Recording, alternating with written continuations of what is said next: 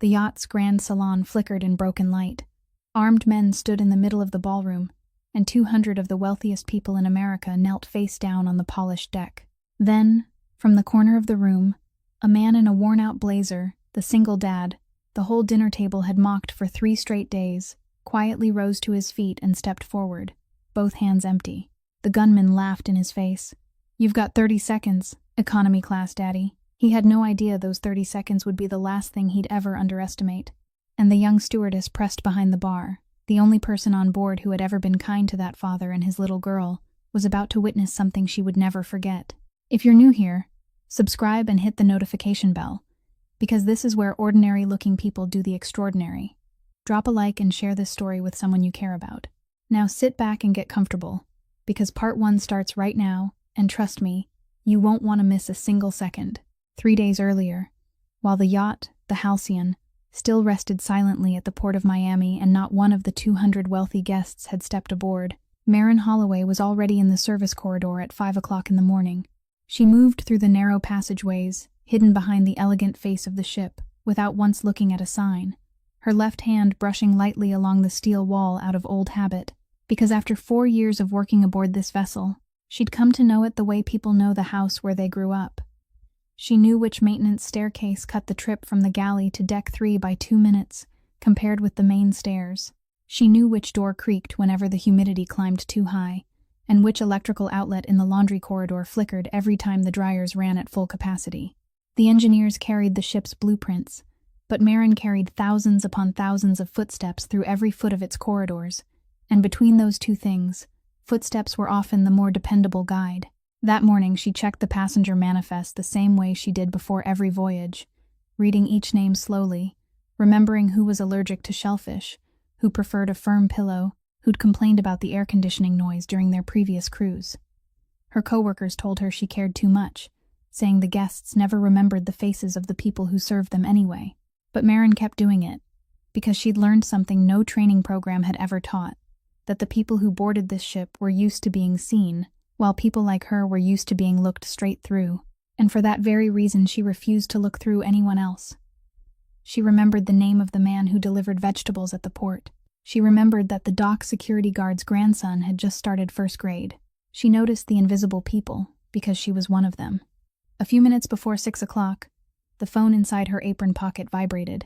Maren looked at the number, stepped deeper into a shadowed corner of the service corridor, where the steady roar of the generators was loud enough to drown out every word, then answered the call.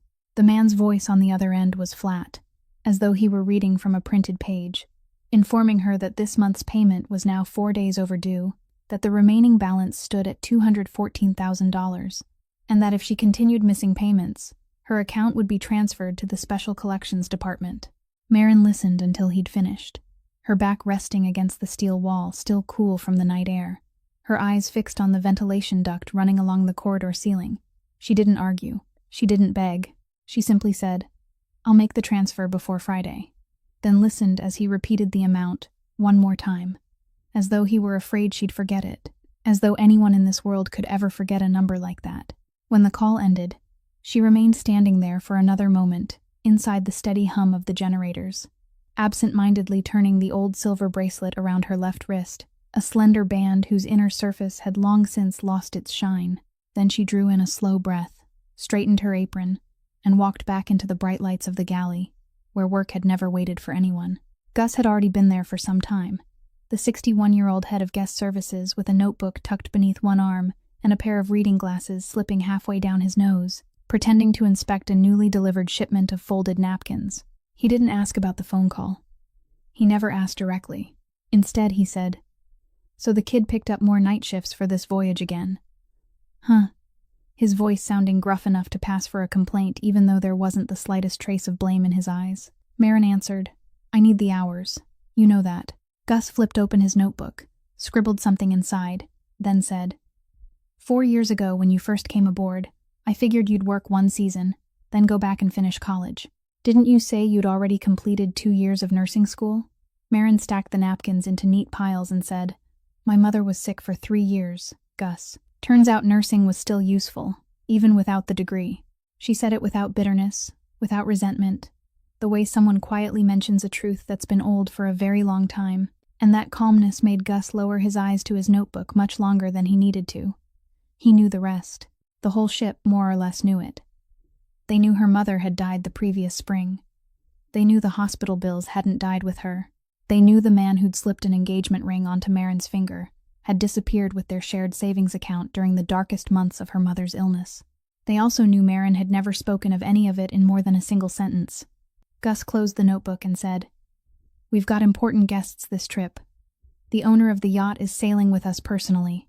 200 guests. Every one of them the kind of people whose smallest frown becomes somebody else's problem. Watch your mouth and watch your back, kid. Just don't watch your heart too closely. Your heart has a habit of working for free." Marin laughed, a brief laugh but a genuine one, and said, "You make everything sound like poetry." Gus shrugged and said, "I'm old. Old people are allowed to ramble. Now go check the standard cabins. We've got a few solo passengers this voyage, and some children too. The manifest says one father's traveling with his 7-year-old daughter." Marin accepted the passenger list from his hand, her eyes drifting over the names near the bottom of the page, the names without stars beside them, without special notes, the names no one else on the service team would bother remembering. She read each one slowly, exactly as she'd always done. Then she folded the paper, slipped it into her apron pocket, and walked down the corridor toward the smallest cabins aboard the ship. Once again, her left hand brushed softly against the steel wall, and every so often the old silver bracelet tapped gently against the metal, with a sound so quiet that only she could hear it, like a whisper reminding her that she was still here, still standing, still able to keep moving forward. Beyond the round window at the end of the corridor, the Miami sky was slowly brightening above the water, and somewhere out there the first passengers were beginning to stream toward the pier, pulling their suitcases behind them, carrying their own stories with them, while not a single one of them, Marin included, had any idea where this magnificent white yacht was about to carry them all. At 9 o'clock that morning, the passengers began boarding through 2 separate entrances, and anyone who stood on the pier for only 5 minutes would have understood exactly how this yacht divided the world. The main entrance was covered with a deep blue carpet, leading straight to the welcome deck, where wine had already been poured into glasses so thin they seemed almost made of paper, where the guests walked at an unhurried pace because they'd never spent a day of their lives needing to rush. The secondary entrance at the stern was narrower, without a carpet, reserved for the standard fare passengers the cruise line accepted to fill the remaining cabins, and it was there that Marin first saw the Caruso family. The father wore a gray blazer with elbows worn smooth from years of use. One hand carried a fabric suitcase, while the other held the small hand of a little girl, about 7 years old, wearing a wide-brimmed hat, and the little girl talked without stopping, talking about dolphins. "I read about them, Daddy. These waters have bottlenose dolphins. They swim beside ships because they like the waves at the bow, not because they're begging for food. People always get that wrong." Her father replied, "People get a lot of things wrong," his voice low and calm.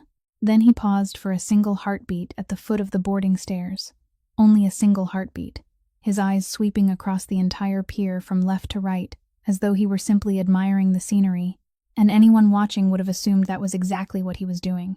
On the reception deck, several guests from the blue carpet entrance looked down at the father and daughter coming aboard through the secondary entrance, and one woman wearing oversized sunglasses leaned toward the person beside her and said something quiet enough to sound polite, yet loud enough to be overheard. Something along the lines of, "So now they're letting discount ticket passengers onto this yacht too, huh?" And soft laughter spread through the air like ripples across still water. The father never turned around. He simply adjusted his daughter's hat, said, "Let's go find our cabin," and kept walking. Marin stood at the entrance to the standard passenger corridor, welcoming the solo travelers assigned to her section, and she recognized the father and daughter from the manifest she'd studied that morning before they reached her. The father's name was Enzo. The little girl's name was Nina. They'd been assigned the smallest cabin at the very end of the corridor. She led them there, and she noticed that the father slowed ever so slightly at every intersection, his eyes briefly touching the emergency evacuation map mounted on the wall. He never stopped, only glanced and continued walking, 3 times along the same corridor, and when they reached the cabin, he set the suitcase down, then naturally took a position with his back toward the inside wall and his face toward the door, so naturally that it looked completely accidental. Marin had worked long enough to recognize experienced sailors from first-time cruisers, passengers who became seasick from those who never did, demanding guests from easygoing ones, but this man fit none of the patterns she'd learned over the years, so she simply tucked that observation away in the back of her mind and moved on. That afternoon, after the yacht had been sailing for several hours and had begun meeting the swells beyond the mouth of the bay, little Nina started feeling sick. She sat in the corner of the standard passenger lounge, her face slightly pale, both hands wrapped around the wide-brimmed hat resting in her lap, while her father sat beside her with one hand against her back. He didn't panic. He didn't call loudly for help. Every so often, he simply leaned close and whispered something to her. 2 service attendants passed through the lounge, their eyes sliding over the father and daughter, the way people glance past furniture, because standard fare passengers weren't anyone's priority. Marin walked by, noticed them, and quietly changed direction. She didn't ask the father anything. Instead, she knelt all the way down onto the floor, even lower than the little girl sitting before her, bringing her eyes level with Nina's, and said, "Hello, Nina. I heard you're the greatest dolphin expert on this whole yacht." Nina looked up. She still felt miserable, but her eyes brightened just a little. "How do you know my name?" Marin smiled. "I read the passenger list. I always remember the names of the most important guests." Then she added, "Stay right here for me. I've got something that's even better for seasickness than medicine." She went down to the galley and prepared a pot of ginger tea, the same way her mother had made it during those long hospital years. Thin slices of fresh ginger, honey stirred slowly into the steaming water, finished with half a slice of lemon. She carried it back on the nicest serving tray she could find in the service pantry, the kind of tray that was supposed to be reserved for the upper decks. Nina sipped the tea a little at a time, and while she drank, she explained to Marin that dolphins slept with only half of their brains at a time, while the other half stayed awake so they could keep swimming and breathing. Marin admitted honestly that she'd worked aboard ships for 4 years, and no one had ever taught her that, and Nina nodded with the solemn dignity of a tiny professor who'd just finished delivering an important lecture. Throughout the entire conversation, the father sat quietly beside them. He didn't say much. He thanked her only once, simply and sincerely. But Marin noticed that he'd been watching her ever since she'd knelt down until her eyes were level with his daughter's. It wasn't the sort of look she was used to receiving, a look that measured or judged her. It felt more like he was recording something inside an invisible notebook. Before dinner service, when Marin returned to collect the tray, Nina was feeling much better and was lying on the cabin floor drawing pictures. The little girl ran over and pressed a sheet of paper into Marin's hands. "Keep it. I drew it for you." On the page was a purple dolphin, leaping over a green wave because, as Nina explained with complete scientific certainty, purple and green were the 2 most beautiful colors in the whole world. Everybody knew that. Marin accepted the drawing with both hands and said, "This is the most beautiful gift I've received all year," and she meant every word. As she said goodbye to the father and daughter at the end of her shift, the father lifted his daughter into his arms so she could wave at Marin. Then he stepped out into the corridor after her, stopping beside the railing, and quietly said, "The way you treated my little girl today, I won't forget it. That was all. Nothing more." Then he tapped the railing twice with his knuckles, a tiny gesture like the period at the end of a sentence, before turning back into the cabin with his daughter. Marin walked down the corridor toward the service quarters, carefully carrying the drawing of the purple dolphin in her hands, thinking that out of the 200 passengers aboard this voyage, the 2 people staying in the smallest cabin had somehow become the 2 who made her feel her work truly mattered, and she had absolutely no idea that at the opposite end of the yacht, inside the luxurious suites she'd be serving that evening, events were already beginning to move in ways no emergency evacuation map mounted on any wall could ever show people how to escape. The first dinner of the voyage was served in the main dining room on Deck 4, and under the rules of this special cruise, every passenger aboard the yacht dined together in the same grand hall because the yacht's owner, Victoria Vale, wanted every camera lens to capture the image of one magnificent celebration filled with smiling guests. Marin began her shift, serving the center section of the dining room, and she saw Enzo and his daughter walk in with the seating assignments already prepared for them, taking their places at a round table near the middle of the room, where Nina was immediately captivated by the crystal chandeliers, whispering to her father that they looked like ice melting upward into the sky. Everything remained peaceful for exactly 15 minutes, until Victoria Vale made her way around the room greeting her guests, a glass of fine champagne in her hand, her voice dripping with condescension in the unmistakable manner of people who believed an entire room existed simply to listen to them. She stopped beside Enzo and Nina's table, looked the worn gray blazer up and down with the expression people reserved for an item that had somehow been placed on the wrong shelf, then turned toward several familiar guests traveling with her and said, "Just look at this. Times must really be getting tough. Even my yacht has started taking bargain ticket passengers now." Then she leaned toward Enzo, with a smile that might have looked friendly to anyone watching from a distance, and said, "My dear, I'm afraid there's been a seating mistake. The center section is reserved for guests of the investment fund. A standard fare father wandering into the grown-ups section like this isn't exactly ideal for the photographs.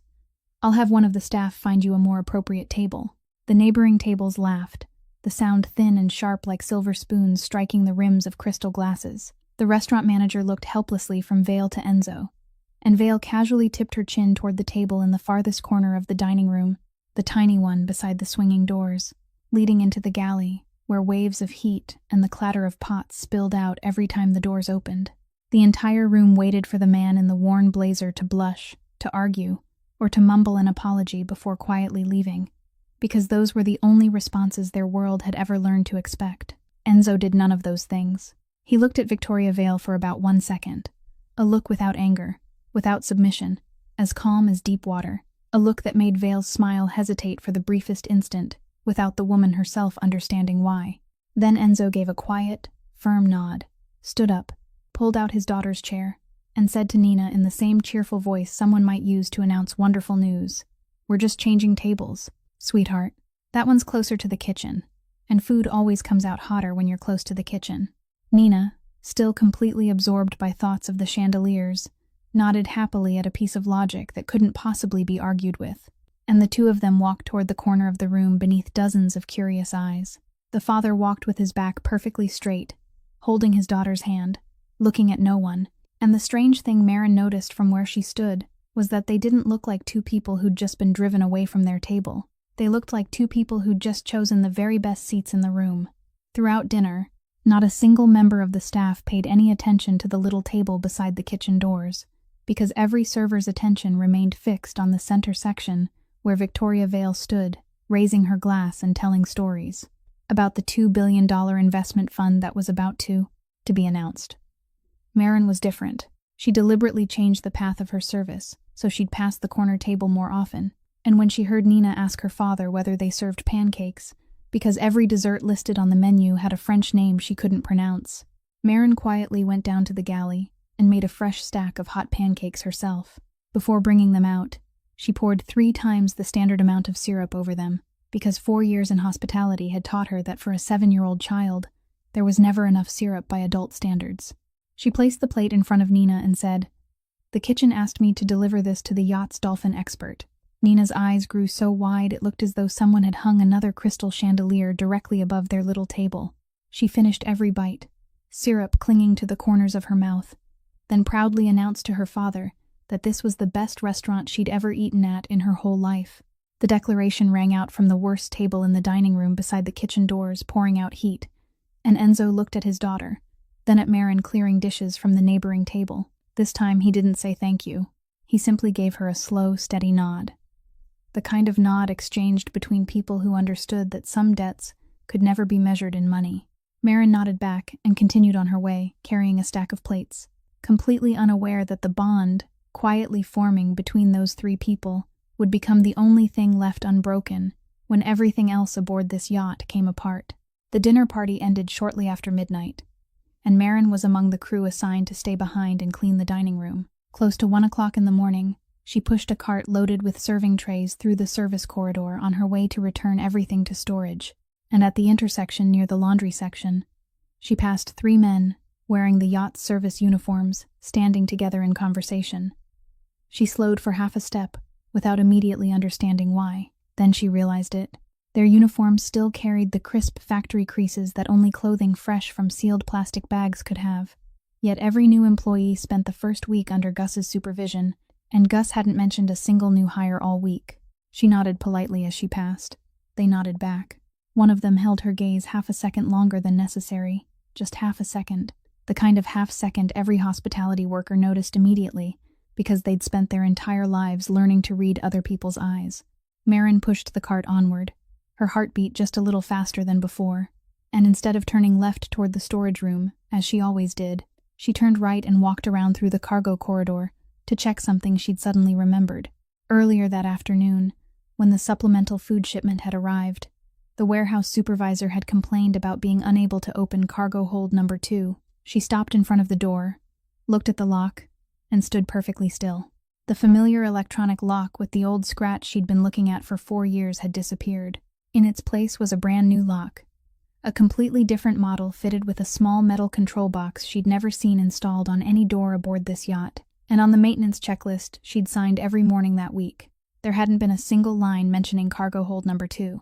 That night, Marin couldn't fall asleep right away. She sat on the edge of the bunk in the crew quarters, opened her work tablet, and wrote a report exactly the way she'd been trained, brief and factual, containing only what she'd observed, and no speculation, stating that at approximately 1 o'clock in the morning she'd identified 3 service employees who didn't appear in the department's hiring records, and that the lock on cargo hold number 2 had been replaced with equipment that wasn't listed in the maintenance schedule. She read it twice, submitted it to the only authority responsible for matters like this, Security Director Garrett Kane's office, watched the confirmation that it had been successfully delivered appear on the screen, then finally lay down and drifted into an uneasy sleep. The following morning, before her shift began, she logged back into the system to check its status, and the report was gone. It hadn't been rejected. It wasn't awaiting review. It had simply vanished, as though it'd never been written in the first place. Even the submission history on her account was completely blank where the previous night's report should have been. Marin stared at the screen for a long time, and a familiar chill crept slowly down her spine, because this wasn't the first time. 2 weeks earlier, while the yacht had still been sailing its shorter coastal route, she'd reported that 3 corridor cameras on the lower deck had lost their signal for 3 consecutive nights. That report had disappeared in exactly the same way. At the time, she'd convinced herself it must have been a system malfunction. But the stubborn part of her, the part that had completed 2 years of nursing school before life interrupted it, and had learned to write every important reading down by hand because machines could fail while her own notebook couldn't, had quietly led her to do one small thing. She'd gone down to the engine room and found Josie, the 24-year-old engineering trainee whose hair was always tied back in a hurry and whose hands were almost permanently stained with grease, the only person aboard who called Marin Big Sister, and the one Marin always saved a portion of her late-night meal for. And she'd asked the young woman that from now on, every day, she'd print or privately save a copy of the technical log onto her own storage drive, instead of leaving everything on the shared system, treating it as nothing more than a personal habit. Josie had laughed, saying Marin worried like an old grandmother, but she'd done it anyway, day after day, because Josie was the kind of person who always kept her promises. Standing before the empty screen for the second time that morning, Marin realized that worrying like an old grandmother had turned out to be exactly the right instinct. She also understood something even more frightening. Reports didn't erase themselves. Someone with extremely high-level authority had to remove them, and the list of people aboard this yacht who possessed that authority was short enough to count on one hand. She thought about filing another report. She thought about telling Gus. But Gus was 61 years old, and only had authority over napkins and work schedules. Pulling him into something like this would only bring trouble to his door. As she stood in the corridor mentally weighing every face aboard the yacht, she realized there was only one face that appeared without a single question attached to it. The man in the worn gray blazer staying in the last cabin of the standard section. The man who'd looked at her as though quietly recording everything he saw. The man her 4 years of professional instinct insisted was different from everyone else aboard. She found Enzo on the promenade deck late that afternoon, while Nina stood at the observation area completely absorbed by her child's binoculars, patiently waiting to spot dolphins. Marin stood beside him at the railing, both of them looking out over the sea as though sharing nothing more than an ordinary conversation, then quietly and evenly told him everything. The 3 strangers wearing uniforms, still carrying fresh factory creases, the replaced lock on cargo hold number 2, the 2 reports that had disappeared 2 weeks apart, the 3 nights when the lower deck cameras had gone dark. When she'd finished, she quietly admitted, "I don't know why I'm telling you all this. You're a passenger. None of this should be your problem. But you're the only person on this yacht who actually listens, and I needed someone who'd hear me without telling me I was imagining things." Enzo remained silent through almost the entire story. He never interrupted once. He asked only 3 questions. Which section of the corridor had she encountered the 3 men in? Whether the new lock had an additional metal box attached to it, and which parts of the lower deck the disabled cameras had covered 2 weeks earlier. She answered all 3 questions. He slowly nodded and said, "You're not imagining any of this." Then he added one more sentence, a sentence whose full weight she wouldn't understand until much later. "From now on, just keep doing your job as though everything's normal. Don't file another report through the system, and don't ever go down to the lower deck alone after midnight." That evening, after Nina had fallen deeply asleep with her little binoculars resting beside her pillow, Enzo quietly left the cabin. He walked like an ordinary passenger unable to sleep, his hands in his pockets, his pace slow and relaxed. But there was nothing casual about the route he chose.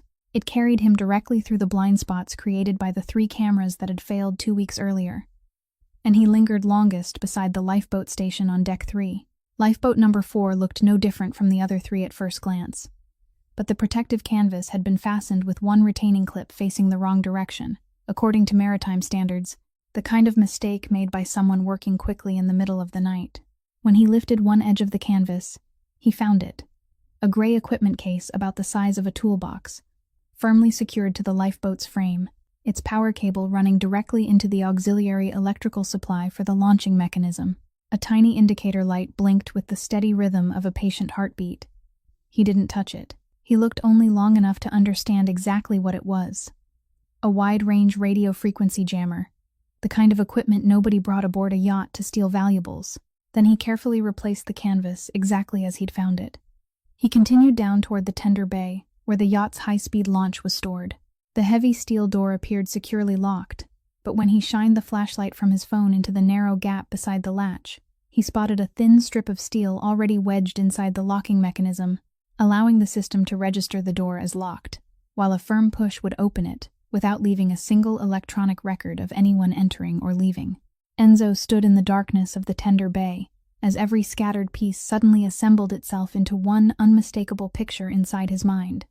3 strangers inserted into the service staff, the cargo hold given a new lock to conceal something inside, cameras deliberately blinded 2 weeks earlier, reports erased by someone with unquestioned authority, a radio jammer waiting inside the lifeboat, and an escape route prepared in advance with its lock quietly defeated.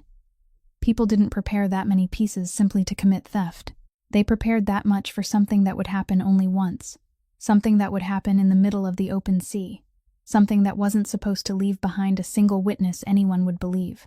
He remained there another moment, brushed his fingers against the cold steel wall, then quietly returned to the cabin where his daughter slept peacefully, half of her dreams no doubt still swimming beside a pod of dolphins, while her father walked through the dark corridors silently beginning once again to count every possible way off this yacht. When Enzo returned to the cabin, he didn't turn on the lights. He sat on the edge of the bed, in the faint glow spilling through the round porthole, listening to Nina's steady breathing from the bunk beside his, and he did what he'd done his entire life whenever a situation changed its shape. He spread every piece of it across his mind, the way someone unfolded a map, without emotion, leaving only facts and the roads connecting them. The first road was simple. The following morning, the yacht would make its first stop in Nassau for 4 hours while the passengers explored ashore. He could take Nina off the yacht with a single suitcase, claim she was sick, buy 2 airline tickets back to Miami, and whatever was about to happen aboard this ship would happen without either of them anywhere near it. That was the right road. He'd spent 6 years building a wall between his daughter and the life he'd once lived. He'd changed everything about the way he existed, simply so she could stand in line for ice cream like every other little girl, and there wasn't a reason in the world heavy enough for him to lead her with his own hands into the middle of something whose true face he still couldn't see. But there was the second road, staying aboard, because 200 people slept behind the yacht's thin cabin doors without knowing anything at all. There was kind-hearted, grumbling old Gus. There was the young engineering trainee with grease-stained hands. And there was the waitress who'd knelt until her eyes met his daughter's, while the rest of the yacht looked straight through the two of them as though they were nothing but air. That young woman now carried enough pieces of information to become a thorn in the side of the people who'd erased 2 separate reports, and people meticulous enough to wedge open an escape hatch in advance never left thorns lying in their path. He was still weighing those 2 roads, not yet fully committed to either one, when the phone hidden inside the lining of his suitcase vibrated. It wasn't the phone he'd been using to photograph Nina with her binoculars on the observation deck. It was the other one, the disposable flip phone he'd bought with cash before the trip.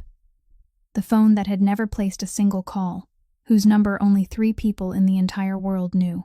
Enzo remained perfectly still for 1 second. Then he stood, opened the suitcase lining, removed the phone, and flipped it open. One text message, sent from an unknown number at 11 minutes past midnight. Beautiful trip.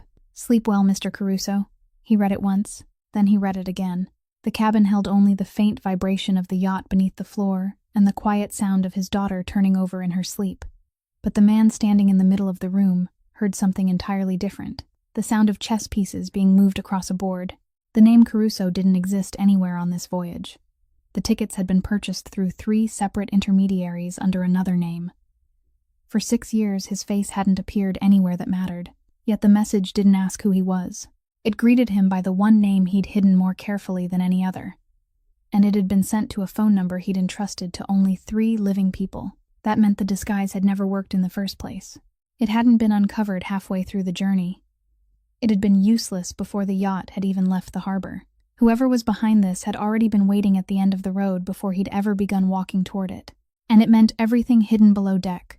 The new lock, the radio jammer, the escape door with its latch already defeated, wasn't aimed at Victoria Vale's safe or his investment fund alone. At the very least, it wasn't aimed only at those things. He looked at the words, "sleep well," for another long moment, hearing the mocking confidence of someone convinced every card in the game was already in his hand. Then he quietly closed the phone.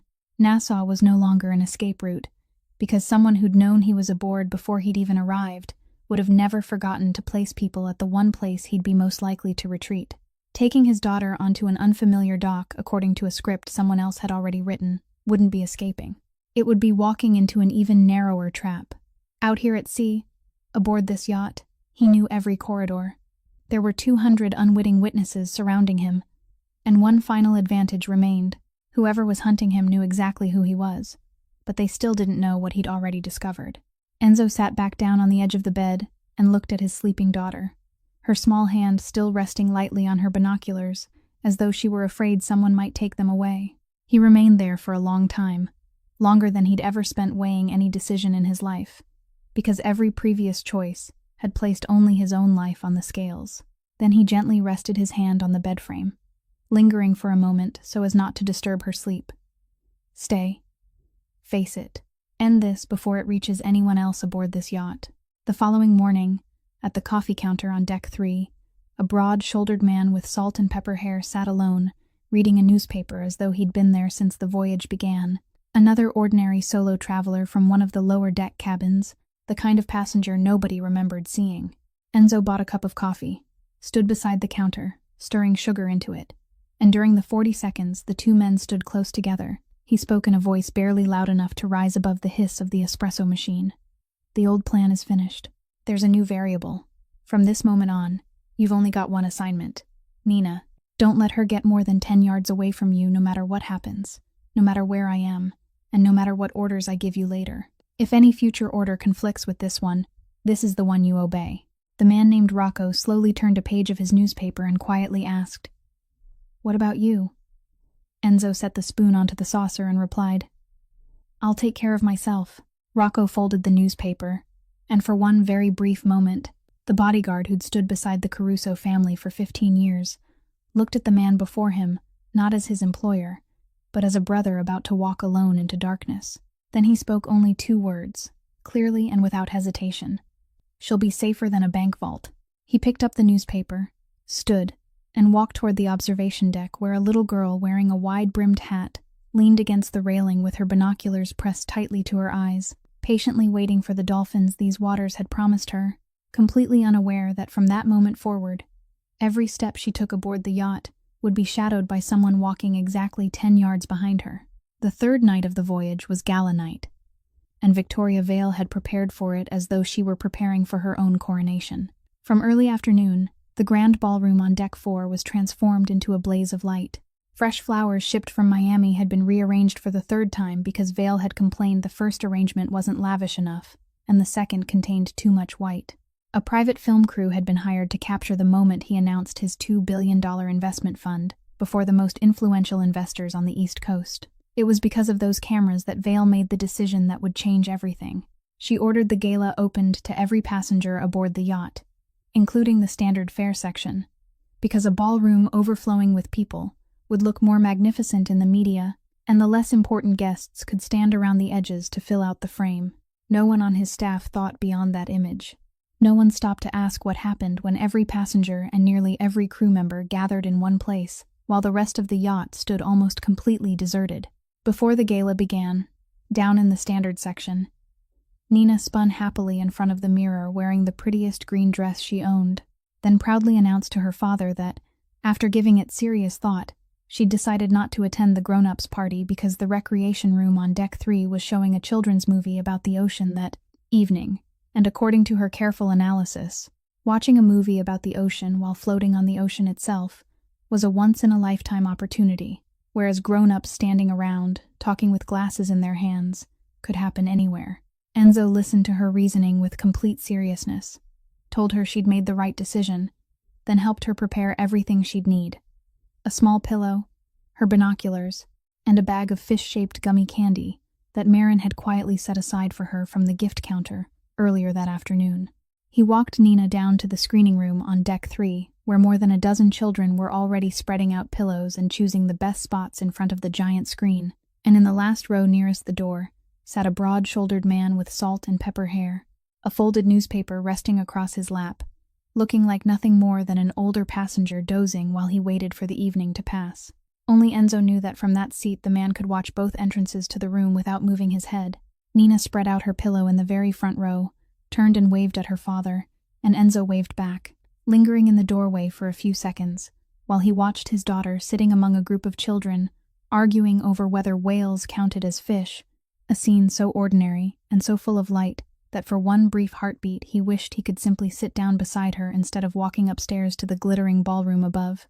But he only straightened the collar of his worn blazer, paused briefly in the doorway, and walked away. Up on Deck 4, the ballroom was already crowded and dazzling beneath brilliant lights. Marin had begun her shift early, serving the long bar that stretched along the eastern wall, and she immediately recognized the same three men wearing service uniforms, whose sharp factory creases she'd noticed before. Now they were positioned at three separate corners of the ballroom, carrying serving trays without serving anyone, their eyes fixed not on the guests, but on the doors. She also saw Enzo enter with the stream of standard fare passengers. He didn't remain along the outer edge where people like him had been expected to stand. Instead, he slowly moved around the perimeter of the ballroom until he stopped at the end of her bar, ordered a glass of water, and while she placed it before him, he spoke in the casual tone of someone complimenting a drink. "Tonight, stay close to the exit behind the bar. Don't leave that spot. And if the lights go out, don't follow the crowd. Follow me." Marin looked at him, and for the briefest instant she wanted to ask 100 questions. But 4 years in hospitality had taught her the difference between an ordinary sentence and an order carefully disguised as one, so she simply dried another glass, placed it back on the shelf, and quietly answered, "I understand." He nodded, picked up the glass of water, and disappeared back into the crowd. At 9 o'clock, Victoria Vale stepped onto the stage to applause that had practically been rehearsed in advance, and for 20 minutes she spoke about herself while pretending to speak about her investment fund, about vision, about how people bold enough to dream big deserve to stand aboard the biggest ships. Then came the moment she clearly believed would be the funniest part of the evening. Raising her glass, she slowly swept her gaze across the ballroom as though searching for someone, until her eyes settled directly on Enzo standing near the bar. Smiling broadly into the microphone, she declared, "Ladies and gentlemen, I have to introduce the most special guest of the evening, the bravest man aboard this yacht, the only fellow courageous enough to wear a 10-year-old jacket to my $2 billion gala. Come on, standard fare daddy, raise your hand so everyone can admire you. Don't be shy. Any man who feeds his little girl pancakes beside the kitchen door shouldn't have anything to be embarrassed about." Laughter exploded throughout the ballroom. 200 people laughed with the woman holding the microphone the way water naturally flowed downhill. Every camera turned toward the man in the worn blazer, and behind the bar, Marin felt her fingers tighten around the polishing cloth until her knuckles turned white. Enzo didn't raise his hand. He looked at Victoria Vale for exactly 1 second. The The same calm, bottomless look Marin had seen during that first dinner. 1 second that made the smile on the stage falter for the second time in Victoria Vale's life, without the man understanding why. Then Enzo turned away and quietly set his glass of water back onto the bar, as though the entire ballroom wasn't worth another second of his attention. And while the ballroom was still echoing with laughter, in a technical corridor 2 decks below, Security Director Garrett Kane stood in the darkness beside an electrical control panel, speaking into a handheld radio with the flat voice of someone reading through a checklist. Everyone move into position. Stay with the plan. One more thing. The waitress named Holloway, the one who filed the reports. Eliminate the witness during the gala tonight. Make it clean. From the other end came the voice of a younger man. Understood, boss. The radio crackled once before, falling silent, leaving the technical corridor buried beneath the strange stillness of a yacht whose every sound, every light, every heartbeat of life had gathered inside the brilliant ballroom overhead, where not one of the 200 guests raising their glasses had the slightest idea that the real party of the night hadn't even begun yet. 5 minutes before 10 o'clock, Marin was rearranging a row of wine glasses at the end of the bar when every light in the ballroom flickered once, recovered, then flickered again before dropping to half its brightness, casting a sickly yellow glow that made the crystal chandeliers overhead look as though they were melting. She looked up on instinct, searching for the engineering crew, and at that exact moment she heard the double doors on the south side of the ballroom open. Not the way people open doors, but the way people took possession of a room. The men entered in formation, moving swiftly and silently along the walls like water flooding into a compartment. And at the very same instant, the 3 waiters wearing the sharply creased new uniforms she'd been watching all evening set their serving trays down and reached beneath their jackets for objects that froze 100 conversations in the middle of a sentence. Someone near the center of the ballroom let out one short scream. A wineglass slipped from a guest's hand and shattered across the polished wooden floor, a tiny sound that echoed with impossible clarity, because for 1 single second, the entire ballroom became so silent. Marin could hear the steady vibration of the yacht beneath her feet. Then the first order rang out, not shouted, only loud enough and cold enough, and the 200 most elegant people in America obeyed. The rustling of expensive clothing collapsing onto the teak floor sounded like the beginning of rain. Marin didn't kneel immediately, not because she was especially brave, but because she stood behind the bar out of direct sight, and because the 2 words occupying her mind weren't pirates or shooters. They were the warning from the man in the worn blazer. Stay near the exit. Don't leave your position. She backed against the wall, one hand searching for the edge of the service door behind her, and through the narrow gap between the 2 espresso machines she saw everything. She saw the film crew herded into one corner, their cameras still recording with the red indicator lights glowing because nobody had bothered turning them off. She saw an older man separate himself from the armed group, his lean, compact frame as sharp and dry as a folding knife. He carried nothing except a handheld radio and walked through the ballroom without looking at a single hostage, walking with the confidence of someone who'd known every inch of the room long before entering it, while the men carrying automatic weapons quietly stepped aside for him the way metal yielded to a magnet. She saw Victoria Vale dragged upright from the floor directly in front of the stage where she'd delivered her speech, and the woman who'd controlled every camera in the room only 20 minutes earlier was now breathing in short, broken gasps, her voice splintering apart. You want money, right? I've got money. There's a safe aboard. The investment fund codes. I'll give you anything. Then, when the man with the folding knife merely tilted his head and looked at her, Victoria did something Marin would remember every time she thought about that night. She began pointing with a trembling, manicured hand toward a nearby crew member kneeling only a few yards away. It's security's fault. I hired a security director. Where is he? This is his failure. I'm only the yacht owner. I'm not responsible for these things. Her desperate blame slid across the polished floor all the way to the bar, making an elderly woman kneeling nearby quietly turn her face away, as though avoiding a foul smell. The man with the folding knife said nothing. He simply held out one hand behind him, and one of his men placed a clipboard into it. When he opened it and began reading, Marin felt her skin turn cold before she even understood why, because people who came to steal money didn't bring lists. The man beside him took the clipboard, raised his voice, and read across the ballroom with the crisp clarity of someone calling attendance at the beginning of a work shift. Waitress Holloway. Marin Holloway. Are you in the ballroom? Step forward. The entire world inside Marin's chest dropped into a bottomless pit. She stood perfectly still behind the bar, her back pressed against the steel wall, listening as her name echoed a second time, louder now, followed by another sentence that made hundreds of bowed heads begin glancing around in confusion. She's a witness. We only need to ask her a few questions. Nobody else has to get hurt. And at that precise moment, the service door behind her, the escape route she'd remained beside all evening because of Enzo's warning, suddenly swung open from the inside. But the person stepping through wasn't a rescuer. It was the young man, wearing the freshly creased waiter uniform. He emerged from the corridor behind the bar as though he'd been waiting there from the very beginning to block that exact escape route. And before Marin could step backward, his hand clamped tightly around her left wrist, squeezing directly over the old silver bracelet that had belonged to her mother, so hard the metal dug painfully into her skin. Leaning close to her ear, he whispered in a voice she'd somehow already heard over a radio somewhere deep inside her memory. "We found the witness," his tone cheerful, almost delighted, as though delivering wonderful news. Then he dragged her around the end of the bar and into the center of the ballroom, beneath the flickering lights, and 400 terrified eyes that secretly felt relieved the name being called wasn't their own. Marin didn't cry. She didn't beg. Her feet moved only because she was being pulled forward, but her mind, strangely enough, kept doing exactly what it'd done every morning for the past 4 years. Counting. South entrance, 4 men. East entrance, 2. 3 beside the stage. At least 1 in the service corridor behind the bar. The man with the folding knife standing in the middle, watching her approach with eyes that were neither cruel nor kind, only checking another item against a list. The younger man shoved her into the open space before the stage and announced to his superior, "Here she is, Holloway, the girl who filed the reports."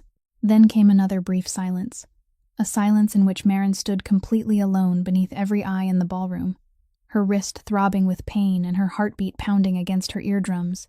And suddenly she realized she was searching for someone among the sea of people kneeling on the floor, searching with a desperation that made no sense at all. Then she found him. In the far corner of the ballroom, where the flickering light barely reached, the man wearing the worn old blazer was no longer kneeling among the other guests. He was quietly rising to his feet, calmly smoothing the front of his jacket, and stepping out of the line with nothing at all in his hands. The man in the worn blazer stepped out from the line of kneeling hostages, and the ballroom's first reaction was immediate. 3 gun barrels swung toward him at once, but the man with the folding knife, the one the rest of the team addressed over the radios as Doyle, merely lifted one hand to chest level, a small, decisive gesture, and all 3 weapons lowered again. In the business these men belonged to, there were rules harder than steel itself. Clean execution, clean exits, no gunshots in front of 200 witnesses until the moment absolutely demanded it. That was written into the contract, and Doyle was the kind of man who lived and died by every line of every contract. He watched the man slowly crossing the open floor, watched the way he walked, and there was something almost invisible in the placement of those footsteps that stirred the old instincts inside his mind with the beginning of a question. But before the question could fully take shape, the massive man standing beside the stage burst into laughter. He stood half a head taller than Enzo, his shoulders nearly twice as broad, the kind of man who'd never lost a hand-to-hand fight in his entire life, and therefore believed such a thing simply wasn't possible. He stepped directly into Enzo's path without waiting for anyone's permission because, in his eyes, this wasn't a tactical situation. It was entertainment to pass the time. He looked at the old blazer, looked at the empty hands, then raised his voice so the entire ballroom could hear. "You've got 30 seconds. Standard fare, Daddy. Get back on your knees and I'll let it go. Take one more step, and I'll give you a free lesson." Standing in the middle of the ballroom with her wrist still trapped inside the younger man's grip, Marin wanted to scream at Enzo to go back, and years later she'd be ashamed to remember that she'd thought such a thing, because what happened during the next 30 seconds would become a story she'd tell 100 times over the course of her life, and every single listener would insist she'd exaggerated it, even though she'd never truly managed to describe all of it. Enzo never stopped walking. He didn't speed up either. He simply continued forward with exactly the same measured rhythm, and when the huge man threw out one arm to seize him by the collar, a movement he'd successfully used thousands of times throughout his life, his hand never touched the fabric. Another hand intercepted it in midair, rotated it half a turn along an angle the human shoulder had never been designed to follow, and suddenly the giant's entire body leaned in that same direction, simply to save his own arm, leaning directly into the empty space where Enzo's left foot had already been waiting since half a heartbeat earlier. The giant didn't fall as though someone had knocked him down. He fell as though his own weight had betrayed him. The polished wooden floor caught him with one heavy, hollow impact, and the pistol he'd managed to draw while falling was no longer in his possession. It was already in the hands of the man wearing the worn blazer, who removed the magazine with the same effortless motion someone might use to take the batteries out of a television remote. Let the magazine fall onto the carpet, pulled back the slide so the final round spun across the floor, then calmly placed the empty pistol on the edge of the stage, all while the giant was still pushing himself upright, trying to understand why the ceiling had somehow ended up where the floor was supposed to be. He managed to rise halfway before charging again, this time driven by every ounce of wounded pride from a lifetime of never being defeated. The second attempt lasted even less time than the first, a subtle redirection of force at the elbow, one heel sweeping away the point of balance. Then the giant lay face down on the polished floor, with one arm locked behind his back beneath a single knee, placed in exactly the right spot. Not one drop of blood, not one cracking bone, only the sound of his own harsh breathing against the polished wood. While the entire ballroom became so silent, everyone clearly heard the discarded magazine complete its final half-turn across the carpet before coming to rest. 30 seconds. Marin knew because she'd always been someone who counted. And during those 30 seconds, what stole her breath wasn't the technique. She knew nothing about technique. It was the face of the man kneeling on one knee while pinning the giant to the floor. That face showed no anger, no strain. Not a single feature had changed from the expression he'd worn while gently blowing across hot ginger tea for his daughter. And it was precisely that complete absence of change that shouted louder than any scream ever could, telling her the timid father this entire yacht had mocked for 3 straight days had never existed at all. The only thing people had laughed at was the jacket. Whatever wore that jacket was something else entirely, something she still didn't have a name for. The younger man gripping her wrist instinctively let go and stepped backward. His hand drifted toward the weapon at his hip, then stopped there, unable to continue. Throughout the ballroom, every gun rose once more, waiting only for a single motion from Doyle. Enzo stood up from beside the giant without looking at any of the weapons. Instead, he looked straight through them, until his eyes found those of the man with the folding knife. And he spoke. His voice wasn't loud, but the ballroom had become so silent every word struck the air as clearly as stones falling onto the surface of a still lake. You're professionals. I respect that. So let me offer you one piece of professional advice. Call the man who hired you. Ask him whether he's actually told you the truth. Ask him whether he's explained what you're really standing inside tonight. Then decide what your next move should be. And Marin saw it. Everyone in the ballroom saw it. The man named Doyle, who hadn't changed expression once since entering the ballroom despite the tears, the pleading, and the desperate excuses of a billionaire, froze for the first time.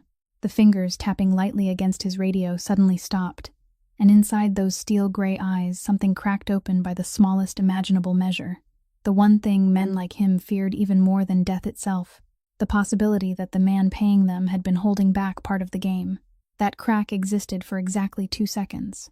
Then the eastern doors of the ballroom burst open, and reinforcements poured in from the tender bay. 6 men, then 8, advancing in 2 coordinated groups around the kneeling hostages until they closed toward the open space where Enzo stood. The fragile balance that had tipped in favor of the man wearing the worn blazer for those brief 30 seconds instantly shifted again. Because there were some things no amount of skill could redirect, and numbers were one of them. The 2 teams closed in like a pair of steel doors, and Enzo made the calculation he'd been making his entire life, in rooms where he was outnumbered. 8 armed men, 200 hostages behind him, 1 young woman standing alone in the middle of an open floor. He knew this equation had no winning answer. It only had answers that were more expensive or less expensive. He chose his answer in half a second. He stepped back twice toward Marin, turned to place himself between her and the nearest assault team, and spoke to her in the same steady voice someone might use while reading a safety demonstration. Stay close behind me. Keep your eyes down. Breathe slowly. She obeyed, and from barely an arm's length away she could feel that the back beneath the worn blazer wasn't tense at all. It was as calm as a stone wall. And it was that calmness alone that kept her knees from collapsing beneath her. The others didn't rush him. They tightened the circle slowly, professionally, patiently, waiting for one another. Enzo remained still inside the tightening trap, because every unnecessary movement now could cost the lives of the people kneeling behind him, until a shadow separated itself from the circle in the blind spot just behind his left shoulder. the only angle hidden by Marin herself, the very person he was trying to shield, and something heavy and solid came crashing down. He managed to tilt his head just enough for the blow to miss the fatal spot. He managed to hear Marin scream. He managed to see the polished wooden floor tilt sideways. And the last thing he did before darkness swallowed him wasn't to fight back. He threw his own body toward Marin, so that his weight became a shield, driving her away from the tightening ring of armed men around them. Then there was nothing. Marin regained consciousness first. She opened her eyes beneath the harsh white glare of industrial lighting, smelled machine oil and cold steel, and needed several seconds to understand that she was sitting on a metal chair, with both wrists bound behind her by plastic zip ties pulled so tightly they'd gone numb, inside a place she recognized immediately even through the fog in her head. Crates covered with tarps, shelving secured with heavy chains, the steel door with the brand new lock she'd stood staring at 2 nights earlier. Cargo hold number 2, the place where everything had begun, had now become the place imprisoning her. 3 yards away, Enzo sat in an identical chair with his hands tied behind him as well. A dark bruise was spreading across his left temple. His worn blazer had been taken away, leaving only his dress shirt. Around them, Doyle's men moved about their work with the neat efficiency of experienced craftsmen. On a folding table against the wall lay everything they'd confiscated. 2 cell phones, 1 wallet, 1 belt, 1 of the yacht's handheld radios, each item arranged in a perfectly straight line like evidence on display, the sort of search performed exactly according to procedure for ordinary civilian targets. Thorough but never suspicious, because no one inside that cargo hold had ever imagined a father traveling in a standard fare cabin might need to be searched all the way down to the heels of his shoes. Enzo had opened his eyes long before she realized it. She understood when she saw him slightly tilt his head toward her, a nod so small it almost didn't exist. "I'm here. I'm awake. Stay steady." She nodded back, and that tiny exchange alone slowed her racing heartbeat by several beats. Doyle stood at the far end of the compartment with his back to the 2 prisoners, a radio pressed against one ear, and for one brief moment, while the only sound in the cargo hold was the steady vibration of the yacht's engines, the voice from the other end of the transmission escaped clearly enough through the speaker to travel across the still air between them. It was a man's voice distorted through a frequency scrambler until it sounded flat and ageless. "Don't let the passengers distract you. The investment fund safe is only theater for the media and the police to investigate later. The real cargo in this contract is the man sitting in your compartment. Once he's finished, the contract is complete." Marin heard every single word. She heard the silence afterward as well, and the cold spreading through her body this time wasn't fear for herself, because in one single instant, everything became clear. The 200 people kneeling upstairs, the $2 billion investment fund, the dazzling gala itself. Every bit of it had been nothing more than wrapping paper. The real prize sat here on the steel chair only 3 yards away, the man who'd patiently blown across ginger tea to cool it before handing it to his daughter. Doyle switched off the radio, stood motionless for a moment, then turned around, pulled over a chair, and sat directly across from Enzo. He rested the same clipboard on his lap, the one from which his subordinate had read Marin's name aloud, and spoke with the detached tone of a man comparing paperwork. "According to your file, you're a low-level deserter who stole somebody else's money, disappeared, changed your name, and blended into the crowd. According to your file, you've never received formal training. You're not dangerous. 2 men should have been enough to escort you." He turned another page, then looked up directly at the bruise darkening Enzo's temple. "And yet the man who wasn't supposed to be dangerous dropped one of my people in 30 seconds without needing a second breath. So let me ask again, who are you?" Enzo met his eyes and remained silent. It wasn't the silence of defiance. It wasn't the silence of fear. It was simply a closed door. And that silence irritated Doyle more than any lie possibly could have. Wade, the younger man who'd gripped Marin's wrist in the ballroom, and whose name she'd now heard often enough to remember, lost his patience first. He walked over to her, crouched until his face was level with hers, and said, "If he won't open his mouth, we'll ask this one." She filed the reports. She was snooping around the cargo hold. What does she know? Talk. His hand lifted toward her shoulder. Marin trembled. Her bound hands shook so hard behind the chair that her mother's silver bracelet tapped softly against the steel frame, but she lifted her chin and looked directly into his eyes, hearing her own voice before she'd even had time to think. "I don't know anything. And even if I did, The first person aboard this yacht I'd tell would never be someone like you. As for that man, he's only a passenger who stepped in because he saw something wrong. You've arrested the wrong person." Wade looked at her, let out a short laugh through his nose, and lowered his hand another few inches toward her shoulder. At that exact moment, from the steel chair 3 yards away, another voice spoke. It wasn't much louder than the steady hum of the yacht itself. It was as flat as the steel tabletop nearby. "Stay away from her." Only 4 words, yet Wade's hand stopped in midair, and everyone inside the cargo hold, from the 2 men securing crates to the guard standing by the door, turned toward the same place, toward the man bound to the chair, the weakest person in the room, according to every law of logic. Doyle, the only man present with enough years in the profession to understand what had just happened, slowly leaned back in his chair without taking his eyes off Enzo, because he'd just witnessed something no manual had ever taught. He'd watched the center of gravity inside a room shift, not toward the guns, not toward the restraints, but toward the one man every other person present, whether they wanted to or not, had begun to fear. Doyle sat studying Enzo for a long time, his fingers tapping a slow rhythm against the clipboard resting on his lap.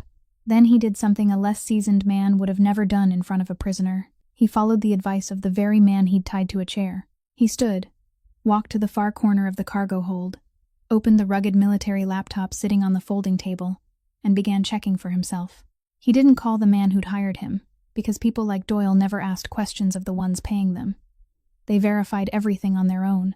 During the next 15 minutes, the only sounds filling the cargo hold were the steady vibration of the yacht's engines, the soft clicking of computer keys, and the occasional whisper of plastic restraints rubbing almost silently against the steel chair frame, a sound no one bothered noticing, because no one paid attention to a motionless man bound to a chair. No one knew that hidden inside the heel of those old leather shoes rested a ceramic blade no larger than a man's thumb, a blade that had lived there for 6 years as part of a habit its owner had never abandoned, and that the hands tied behind his back were already working, 1 millimeter at a time, with the patience of underground water carving through stone. Marin sat only 3 yards away. She saw that his shoulders never moved, while one elbow shifted every so often by an angle smaller than a shiver. She understood, so she began doing her part. She deliberately shook harder than she truly was shaking. Every so often she let out a quiet sob, drawing Wade's attention, and the guard at the door toward herself like a lightning rod pulling the strike away from somewhere else. Then the typing stopped. It stopped in a way that made even Wade turn his head. Doyle was staring at the screen, and from where she sat, Marin witnessed something she'd always believed she'd never forget. The stone face of that man slowly changed color. Not all at once, but gradually, the way water slowly retreated from a shoreline. He read whatever was on the screen a second time, enlarged an old photograph, compared it with the man sitting in the steel chair, and when he finally looked up, those lead-gray eyes held something they'd never shown throughout the entire night, something frighteningly close to ordinary human fear. He walked back, sat down opposite Enzo once again, dismissed every subordinate with nothing more than a slight tilt of his head, then quietly spoke in a voice that had dropped half an octave. "Caruso. Enzo Caruso. My file says you're nothing but a low-level accountant who embezzled money and ran." For the first time since regaining consciousness, the man in the steel chair answered a question. "That's right. I'm Caruso." He spoke the name no louder than the steady hum of the engines. But Marin saw the guard standing all the way across the cargo hold suddenly straighten as though someone had poured ice water down the back of his neck. Because some names were weapons all by themselves, and in the world these men lived in, the name of the Caruso family was exactly that kind of weapon, the kind no clear-headed contractor anywhere on the East Coast willingly pointed at himself. Not because the money wasn't enough, but because there wasn't a place far enough away on any map to spend that money afterward. Doyle remained perfectly still, while Enzo watched him complete the calculation he'd finished himself the night he received that text message. Then he continued, slowly and clearly, as though dictating words for someone else to copy. "You accepted this contract through intermediaries. The target file was fabricated from the ground up. The advance payment moved through 3 layers of clean accounts. Let me tell you where that money came from. For the past 6 months, someone has been siphoning my family's accounts a little at a time, carefully enough that 2 separate audits found nothing. One reason I came aboard this yacht was to follow that trail of money, and now it's standing right in front of me. That money is wearing black and guarding this cargo hold. The man who hired you is paying you to kill me with my own money. so keep thinking. Someone close enough to bleed the Caruso family dry, close enough to know the number of a phone only 3 people in the world knew, close enough to arrange this voyage and tell me to travel quietly, with as few people as possible, without letting anyone know. That man never needed a fake file to know who I was. He created the fake file for your benefit, because if you'd known who the target really was, none of you would have accepted the job. And someone clever enough to deceive both the buyer and the seller at the same time. Ask yourself whether he intends for your team to leave these waters alive, or whether all of you are simply another part of the cargo scheduled to sink with this yacht. Silence settled over the cargo hold like another tarp spread across another crate. Doyle looked down at the clipboard resting on his knees, and when he finally raised his eyes again, the man sitting opposite Enzo was no longer a contractor delivering someone else's work. He was an old soldier who'd just discovered that his commanding officer had sold his own unit's coordinates to the enemy. He spoke again, his voice level once more, but now it carried the cold steadiness of bare steel. I don't die because of somebody else's contract. I've always kept an insurance policy, professional habit, every communication, every money transfer order, every meeting coordinate. I keep a copy of everything. Enzo gave one very slow nod. Then let's talk like 2 professionals. You don't see anything during the next 10 minutes. You hand me that insurance policy. In return, I let you leave this yacht aboard the tender before everything falls apart. Any of your people who lay down their weapons live. Whatever happens between you and the law afterward is between you and the sea. I can't promise anything on behalf of the storm, but I can promise my part. Doyle considered the offer for exactly 3 seconds, the longest pause his profession allowed, then nodded. But immediately afterward, he added something that made the air inside the cargo hold turn almost solid. There's one thing I can't trade. The detonator connected to the fuel tanks isn't under my control. My team only installed the charges according to the plans we received. The activation code stayed with the man who hired us. And 30 minutes ago, when you took down one of my men in the ballroom, the system received the remote command. He turned the radio around so Enzo could see the secondary display. The cargo has been activated. Countdown, 30 minutes. Which means whether I leave or stay, whether you're Caruso or anyone else, in less than 30 minutes, this yacht is going to erase itself from the surface of the sea along with everyone still aboard.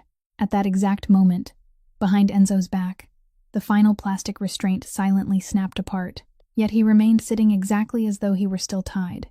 Because freedom 1 minute too early wasn't freedom at all. In the chair beside him, Marin had stopped trembling without even realizing when it had happened. She was watching him, and when their eyes met, she did the one thing she possessed that no one else in that cargo hold, filled with weapons, could offer. Lowering her voice beneath even the hum of the engines, her lips barely moving, she began reciting the map she'd carried inside her head throughout the past 4 years. Rear cargo door to the laundry corridor, 11 yards. End of the corridor, turn left. Lower deck electrical cabinet. Auxiliary engine room main breaker. 3rd panel from the top. Beyond the auxiliary engine room, the maintenance staircase goes straight to deck 3. Enzo listened without appearing to listen at all, his eyes fixed forward, while behind his back his fingers slowly stretched open, then closed into a fist again, counting the returning pulse of blood, getting ready. As the invisible clock connected to the yacht's fuel tanks continued counting down 1 second at a time, Doyle rose from his chair with the clipboard in his hand and carried out every step exactly the way a commander conducted an orderly withdrawal. He called for 2 of his men to accompany him and prepare the tender, ordered the rest to hold their positions until they received instructions to regroup, and among those remaining, Marin counted Wade and the 3 men in the freshly pressed uniforms. Men who didn't belong to Doyle's team at all but answered to someone else's hand aboard the yacht. Men who weren't part of the silent agreement that had just been made through exchanged glances inside this cargo hold. Doyle walked toward the door, and as he passed the electrical panel mounted beside the steel doorway, he paused for half a heartbeat. Without turning around, he casually remarked, "These lights waste too much electricity," as though speaking to the panel itself, then pulled the master switch down. Cargo hold number 2 disappeared into darkness, so complete that not the smallest sliver of light remained, and in the final instant before everything went black, Marin caught one last glimpse of Doyle stepping across the threshold and vanishing. The man had fulfilled his side of the bargain. He hadn't seen a thing. For 5 endless seconds, Marin saw absolutely nothing. Whenever she told the story afterward, she'd recall only the sounds filling the pitch-black space. She only heard and what she heard sounded like someone fast-forwarding through a recording. The sharp snap of the plastic restraint, binding her wrists, breaking behind the chair, came at the exact same moment a warm, dry hand caught her wrist and pulled her to her feet. She heard Wade shouting, "Where are the lights? Turn the lights back on." She heard one of the men crash into a metal storage rack with a deafening clang. She never heard Enzo's footsteps at all. He moved through the darkness, the way darkness itself moved inside darkness. Then came the sound of a body striking the steel floor with terrifying precision from the direction where the rear guard had been standing. There was no scream, only a breath cut off halfway through. Then, that same warm hand placed hers directly onto the handle of the rear cargo door, the very door she'd described to him from memory. And in that instant, she understood that from now on, his eyes belonged to him, but the map belonged to her. They reached the laundry corridor just as the first flashlight beams began slicing wildly through the darkness behind them inside the cargo hold. The narrow 11-yard corridor she'd walked thousands of times disappeared behind them in 4 steady breaths. She pulled him left at exactly the point where the fresh water pipe dipped low enough that every stranger struck his head against it, whispered, "Duck," and immediately afterward heard someone behind them who'd received no such warning fail to duck. They raced through the laundry room, still warm from the dryers, slipped between 2 rows of linen carts, and Marin instinctively shoved one cart sideways across the passage behind them, the reflex of someone who'd spent years pushing those very carts herself.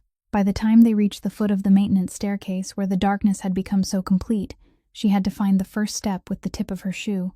The sounds of pursuit had already fallen behind them, swallowed somewhere inside the maze that only the yacht's invisible people truly knew. On the landing, halfway between the decks, Enzo stopped for exactly 3 seconds, not to catch his breath, but to listen to the entire yacht all at once.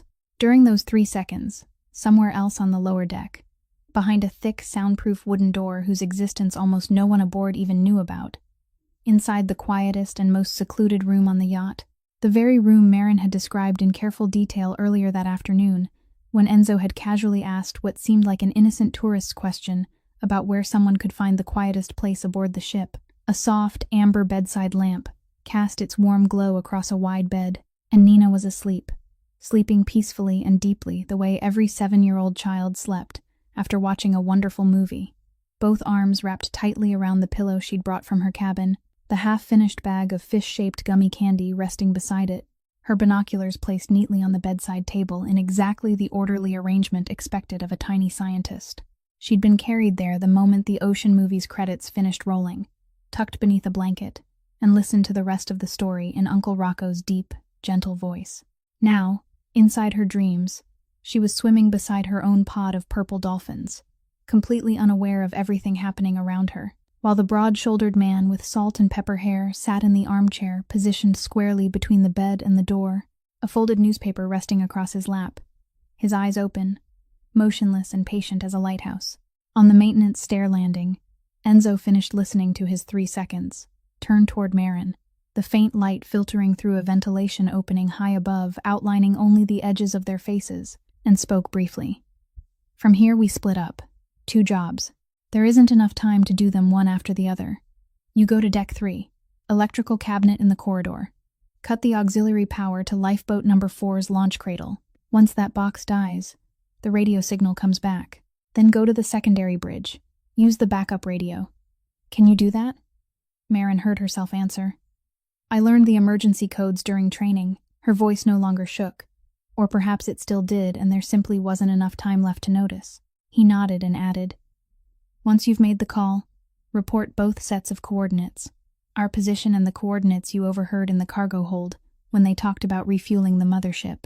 Can you remember them?" She repeated every number perfectly, without missing a single digit, because 4 years of memorizing passenger lists every morning had given her a memory she'd never realized could be used for something this important. He looked at her for one final half-second, the only half-second that belonged to no plan at all, then quietly said, "You can do this. I'm going down to the fuel tanks." Before she could even ask what he intended to do with the countdown already ticking beneath the yacht, he disappeared into the darkness of the staircase leading downward, while she turned and raced up the staircase, climbing toward the upper decks, 2 people running in opposite directions beneath the relentless ticking of an invisible clock. And between those 2 paths, on the deck that lay halfway between them, a little girl slept peacefully with her arms around her pillow, watched over by a promise heavier than every bank vault in the world.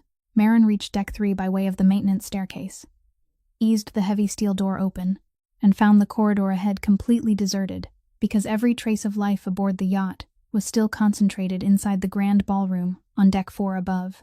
She kept close to the wall, past 3 round portholes spilling pale moonlight across the floor, and stopped in front of the gray electrical cabinet recessed into the corridor wall, the very cabinet she'd walked past every day for 4 years, without ever giving it a second glance. She released the latch, and both of her hands shook, truly shook, so badly that the turning catch slipped from her fingers the first time, with a soft metallic click that echoed through the night. She gripped it again, twisted once more, and the cabinet swung open. Before her stretched a row of circuit breakers marked with yellowing labels. She traced them with her fingertip. Exterior auxiliary power deck 3, lifeboat cradle 1 and 2, lifeboat cradle 3 and 4. Her finger settled on that final switch, cold and slippery with sweat, and she pushed it down. At that exact same moment, 5 decks below, Enzo pushed through the final door into the engine compartment, where the roar of machinery swallowed every other sound, and waves of heat struck his face like the opening of a furnace. He didn't switch on the lights.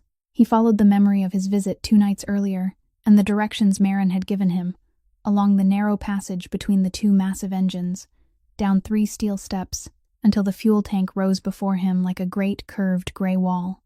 At the foot of that wall, hidden in the deepest shadow, a flat metal box had been fastened against the tank, with a magnetic base.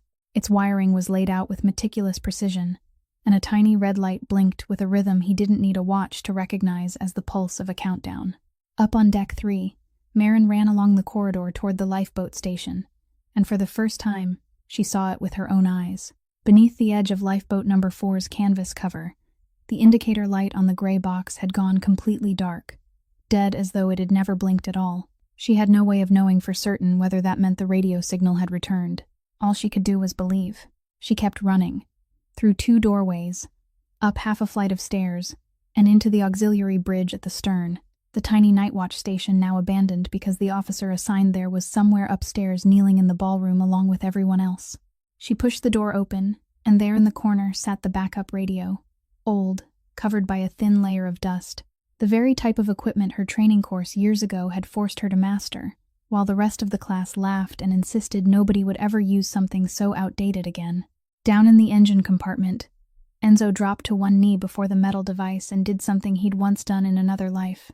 He breathed, slower, deeper, until the thunder of the engines receded into the distance, and the entire world narrowed into the small circle directly before him. He studied the wiring. He studied the installation. He recognized that the hands assembling it had belonged to skilled professionals, faithfully following instructions, rather than the mind that had designed the system. And that realization gave him a path, a narrow one, but a path nonetheless. He didn't try removing what couldn't be removed. He separated what could be separated. He reversed the sequence of the installer. His hands began moving with calm precision. Steady, measured, never a fraction of a second faster than necessary because down here, fast meant death. Every movement matched one breath. His fingers paused only once, hovering above 2 identical wires running side by side.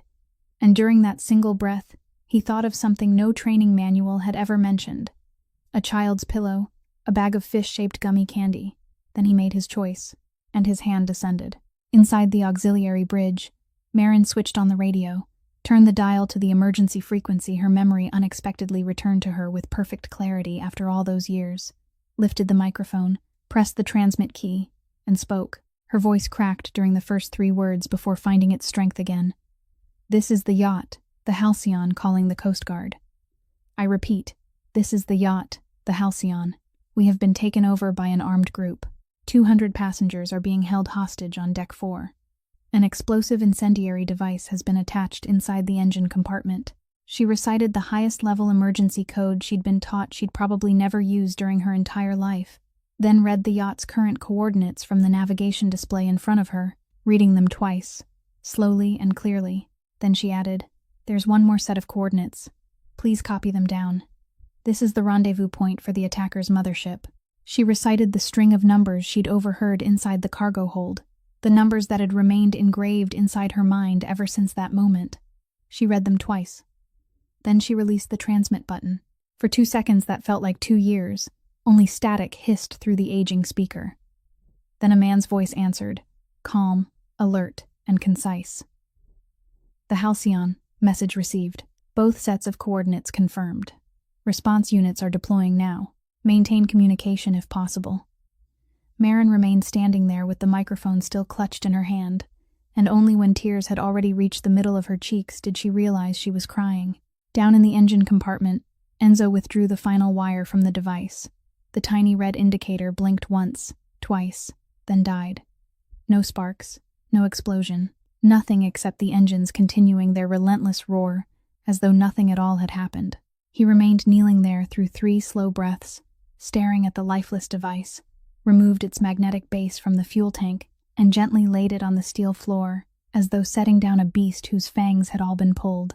Then he sat completely down on the steel step, leaned back against the railing, and allowed himself exactly 5 seconds. Only 5 seconds.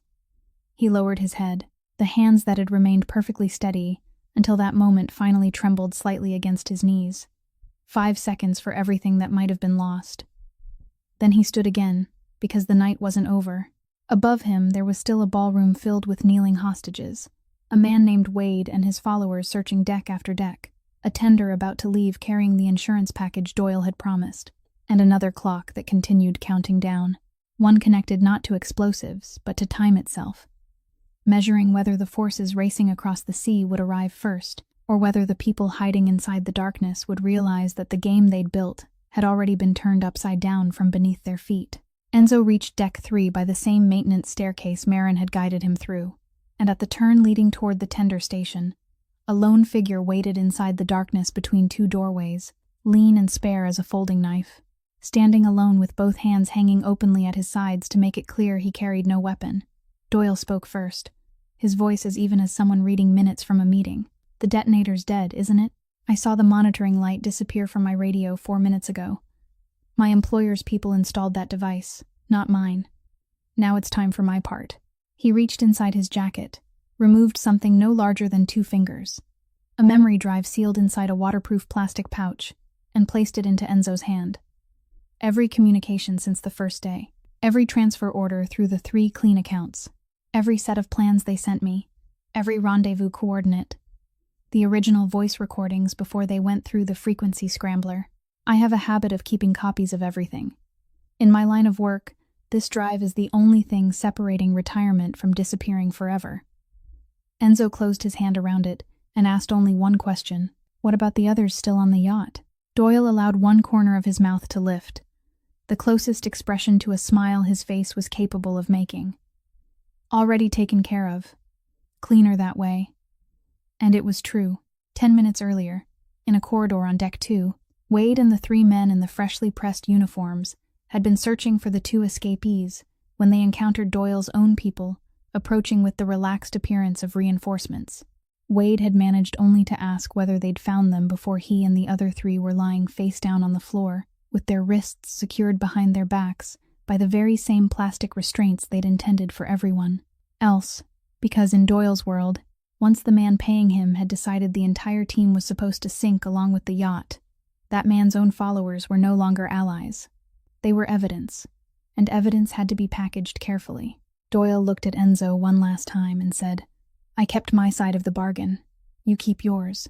Then he turned and walked toward the tender bay, where the high-speed launch already idled with the remainder of his team aboard. The steel door, whose latch had once been quietly defeated, opened to receive him, and the tender slipped out from the belly of the yacht, carving a long white scar across the dark sea as it raced directly toward the rendezvous coordinates Doyle himself had chosen and kept hidden, the clean escape route he'd built for himself long before ever stepping aboard. Doyle stood at the bow while the sea wind struck his face, and for the first time that night, he allowed his shoulders to relax by the smallest fraction, because he'd accounted for every variable in the operation except one. He'd never known that while his men discussed refueling the mothership inside the cargo hold, a trembling waitress had been sitting only a few yards away with her head bowed, and that bowed head had memorized every coordinate with the same flawless precision she'd used for years, while memorizing passenger lists every morning. The tender had traveled 4 nautical miles when blinding white searchlights erupted from 3 directions across the dark sea, followed by amplified commands ordering them to cut their engines. The Coast Guard had already established a perimeter around the exact rendezvous point long before the tender arrived, and farther beyond the horizon, the operation's mothership had been intercepted and boarded 20 minutes earlier. Doyle stood inside that ring of brilliant light, slowly looked around one final time, completed the last calculation of his professional life, then ordered his men to shut down the engines and raise their hands. Not a single shot was fired, because Doyle was a man who lived by every line of every contract, and his contract with the sea had come to its end that night. Aboard the Halcyon, light returned to the grand ballroom on Deck 4 in the most literal sense, as every chandelier blazed back to full brilliance when the Coast Guard boarding teams stormed aboard. Everything that followed unfolded before Marin's eyes, while she drifted through it like someone who'd just survived a hurricane at sea. Men in bright orange flotation gear moved between rows of passengers. Plastic restraints were cut away. 200 people slowly rose on, legs gone numb. Some cried. Some embraced each other. Some remained kneeling exactly where they were, whispering prayers. Victoria Vale was escorted past her with a face as white as the tablecloths, still stammering to an officer that he was the victim, that he'd known nothing, while Wade and the remaining members of his group were led away in a line, with their hands secured behind their backs. As Wade passed Marin, he lifted his eyes toward her once, and she met his gaze without looking away, until he was the one who lowered his head first. Then, amid the confusion surrounding her, a hand caught her shoulder and gently turned her around.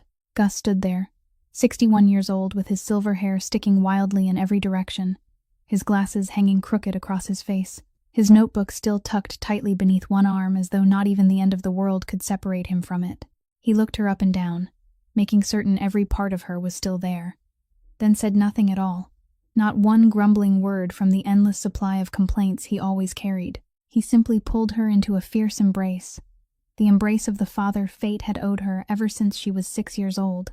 Marin stood inside that embrace, with her face buried against the familiar scent of freshly starched fabric, lingering in his jacket, and finally cried the last tears the night still held inside her. Down on the lower deck, far away from the lights and the noise, Enzo stopped before a heavy wooden door. Rocco opened it from the inside before Enzo had time to knock. The two men looked at each other for one silent second. Then Rocco stepped aside. Enzo entered the room, washed in the soft amber glow of a bedside lamp, and stood quietly beside the bed, looking at his daughter asleep. Nina lay curled on her side, with one cheek resting against her pillow, the half-finished bag of fish-shaped gummy candy beside it, her eyelashes fluttering gently with a dream that surely carried the color purple. The man who'd walked through everything this night had thrown at him simply stood there watching her, standing longer than he'd allowed himself to stand still at any moment during the previous 6 years. His hand lifted halfway toward the loose strand of hair across her forehead, then stopped because he was afraid of waking her. In the end, he merely leaned down, straightened the edge of her blanket, stepped back, and quietly closed the door behind him, with the gentleness of someone closing the door of a chapel. Nina woke up at 7 o'clock that morning, in a room flooded with sunlight filtering through the curtains. She sat bolt upright in bed with her hair sticking up like a bird's nest, looked around for a moment, and when she spotted her father sitting in the armchair by the door with a cup of coffee in his hand, she delivered the first conclusion of her new day in a voice still rough with sleep. "Daddy, last night was the best camping night ever. This room is quieter than our cabin. Uncle Rocco tells better stories than the movie did, and he even knows how to speak whale. I think our family should go camping more often." Enzo, the man who'd managed barely 2 hours of sleep in that very armchair, took another sip of coffee and answered with all the seriousness such a proposal deserved, saying that he'd add it to the list of high-priority considerations.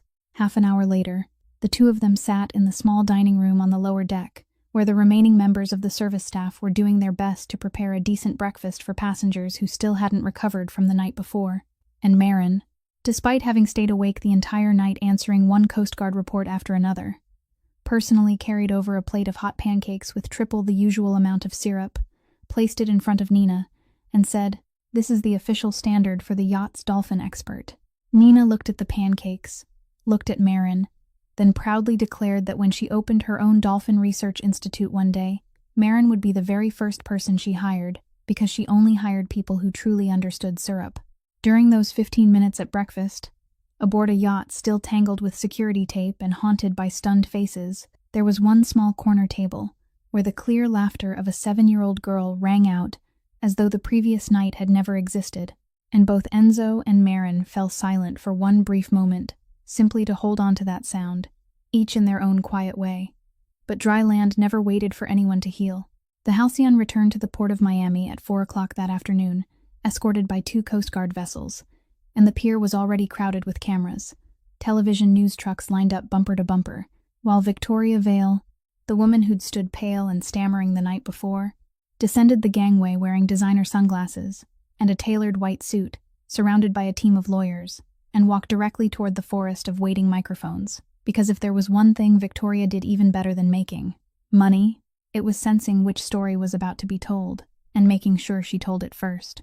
Standing before cameras broadcasting across the country, her voice carried exactly the right measure of emotion as she described the terrifying night, spoke of her own courage, while facing armed men to protect her passengers, then shifted seamlessly into righteous anger.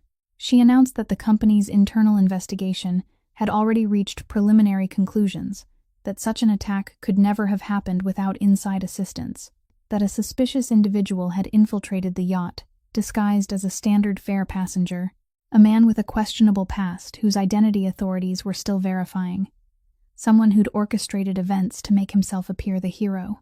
Then Vale paused just long enough for the cameras to tighten their focus before continuing, and assisting him was a waitress named Marin Holloway, an employee repeatedly observed near restricted areas, someone whose personnel records showed she'd unlawfully entered the cargo hold and tampered with communication systems. The company had immediately terminated her employment and would cooperate fully until the investigation reached its conclusion. Standing only a few yards behind her in a perfectly pressed security uniform, Security Director Garrett Kane folded his arms and lowered his eyes with exactly the appropriate expression of solemn concern, the look of a man who'd personally helped write every word of that speech. Calm, confident, because he knew better than anyone that every digital record aboard the yacht had already been erased by his own hands before the gala ever began. 3 nights of missing lower deck camera footage, empty access logs, 2 vanished reports submitted by a waitress who no longer had any evidence. Whatever she said now would be nothing more than the word of a fired employee, standing against the word of a billionaire and a respected security director. And in the world, Garrett Kane understood, that balance had never required weighing. No one warned Marin beforehand. She learned the truth in the cruelest possible way, through the television hanging inside the waiting room of the Harbor Administration office where she sat waiting to sign the last of her official statements. She watched her own face appear in the corner of the screen, her employee identification photograph enlarged until it looked almost like a wanted poster. She heard her own name spoken by the man she'd once served wine to, connected now with words like accomplice, suspect, investigation. She sat there among complete strangers in the waiting room as one by one they began looking at her, then at the television, then back at her again, and she couldn't make herself stand. Messages began flooding her phone. Former coworkers asking whether it was true. Unknown numbers sending hateful insults. Some reporter had somehow found her number and wanted an exclusive interview. Yet among every sound crashing into her, the deepest wound came from something almost impossibly small. The previous night, with the yacht plunged into darkness and guns pointed at her face, she hadn't cried from fear. Yet now, in broad daylight, standing safely on dry land before a television screen, she felt herself breaking apart piece by piece. That evening, she returned to her tiny one-room apartment on the edge of the city.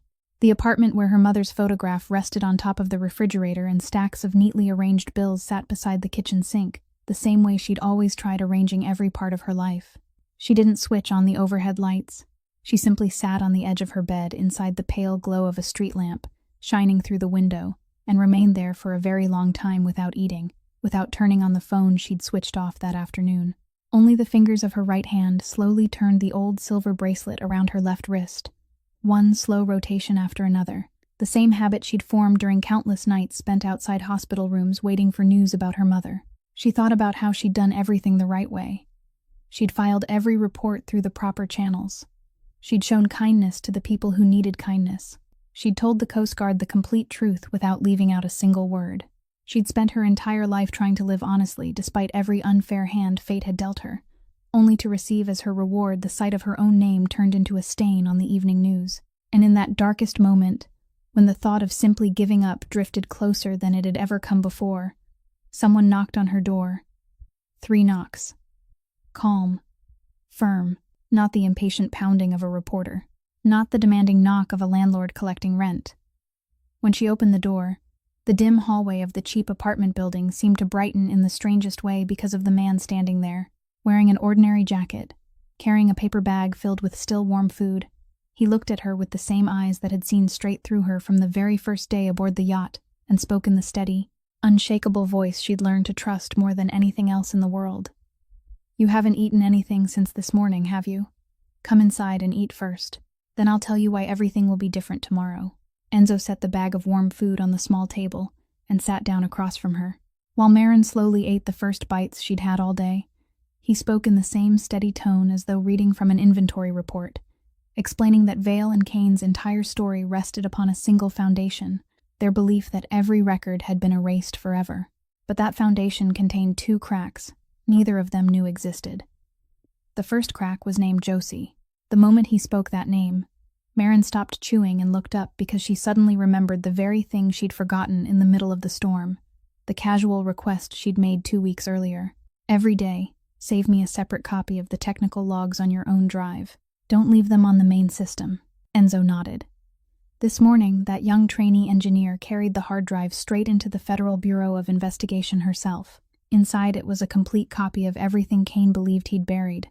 The access logs showed the security director's account signing in and deleting both of your reports on the exact 2 nights they disappeared.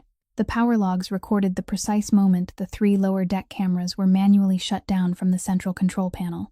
There was even the internal location data proving Kane's keycard had been in the corridor outside cargo hold number 2 on the very night the lock was replaced. As for the second crack, he placed a small waterproof plastic pouch on the table. This is the insurance policy of a careful man. Inside this memory drive is everything a federal prosecutor wouldn't even dare dream of asking for. Transfer orders moving money through 3 layers of intermediary accounts. Original voice recordings before they passed through the voice scrambler. Equipment schematics transmitted from an email address that the federal cyber team traced back in less than a day.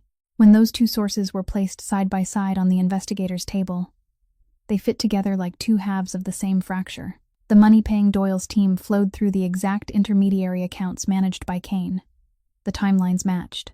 The digital signatures matched. And 48 hours after the Halcyon returned to Miami, television stations across the country broadcast the one image no script Victoria Vale could have survived: Security Director Garrett Kane being led out of the company's headquarters in handcuffs in broad daylight. Vale's tearful speech on the dock collapsed along with him, because once the man who'd written the script was arrested, the man reciting it became nothing more than an old man left standing alone among someone else's words. But Kane wasn't the bottom of this well, and Enzo knew that before the investigators did, because inside Doyle's original audio files was a voice the Scrambler had concealed from the entire world except one man, the man who'd listened to that voice for 20 years across family dinner tables, inside conference rooms, and over telephones during the hardest nights the Caruso family had ever faced. The way it stressed the final word of each sentence, the pause before making an expensive decision. Enzo recognized it during the second recording, and every remaining piece immediately fell into place. The man close enough to know the number of the disposable flip phone, the man who'd quietly siphoned money from the Caruso accounts so skillfully that 2 separate audits had missed it because he himself had designed the accounting system.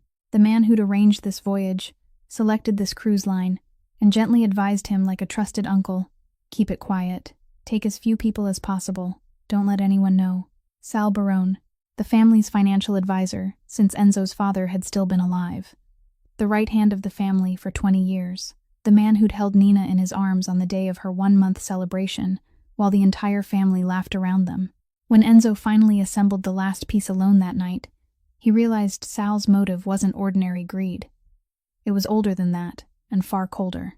During the past 6 years, Enzo had slowly dismantled the hidden half of the empire, selling off every business rooted in darkness and moving the family's wealth into legitimate companies. Every step he'd taken had removed another brick from the structure Sal had devoted his entire life to building and had come to believe belonged to him. Kill Enzo at sea.